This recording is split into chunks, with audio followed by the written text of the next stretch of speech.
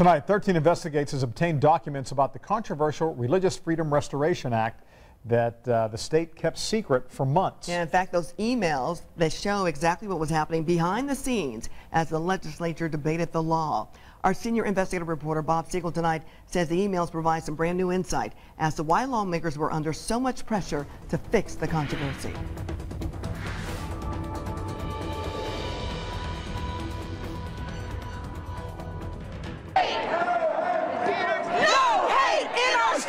This spring, Indiana's image took a beating. The people united!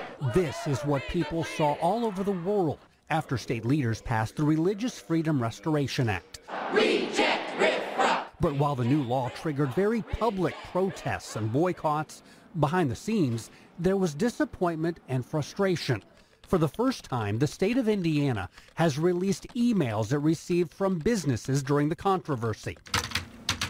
13 Investigates obtained the emails from the Indiana Economic Development Corporation, and they provide new insight into just how damaging RFRA was for some companies looking to do business in Indiana. A day after Governor Mike Pence signed the bill into law, a company recruiter wrote, "Frustrating to be putting significant time, energy, and resources into bringing jobs into the state, only to have the state pass something like this. We had already received some pushback regarding the lack of diversity here. Unfortunately, this bill just adds fuel to the fire." A few days later, the owner of a big Fort Wayne company told the state, "In every waking hour I have had, it's all I've dealt with since last Thursday. It has cost me, my company, and my employees tons of time, money, and many long-term relationships." Another email came from a Canadian automotive supplier considering Indiana for new jobs. He wrote, "How can anyone go to Indiana to start up now? Hard to believe this would happen in this day and age, especially in Indiana. The damage is done."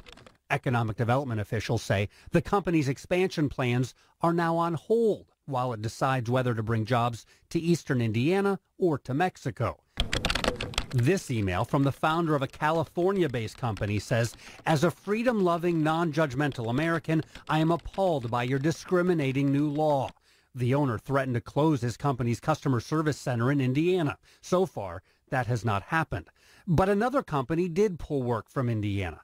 The owner of that company wrote to IEDC to provide two options. Either state leaders strike down this law that is seen as discriminatory, or he'd have to be finding non-Hoosier suppliers for his company's products. Even though the legislature did pass a clarification to explain RFRA is not intended to discriminate, the company owner told Eyewitness News that gesture was too little, too late. He's already found suppliers elsewhere.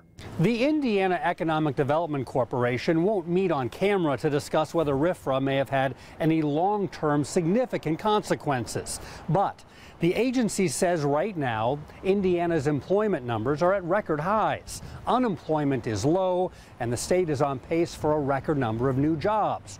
All of that suggesting the state thinks right now both the controversy and the damage are over.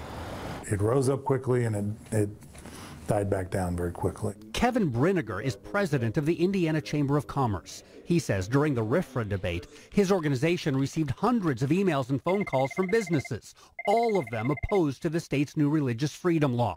But he isn't getting any of those emails now. I'm not aware that we've received any for months. At the same time, he says the issue is not over. The chamber continues to hear buzz across the state from companies that still worry about the impact of RFRA. There's ongoing concerns. There's questions about, is this issue going to come back up, and what, if anything, is the legislature going to do next session? The State Chamber of Commerce will decide in the next 2 months if it will formally request state lawmakers to expand civil rights protections to all Hoosiers, regardless of their sexual orientation. Whether the General Assembly is willing to take on that issue could put Indiana's businesses and its image in the middle of another ugly showdown.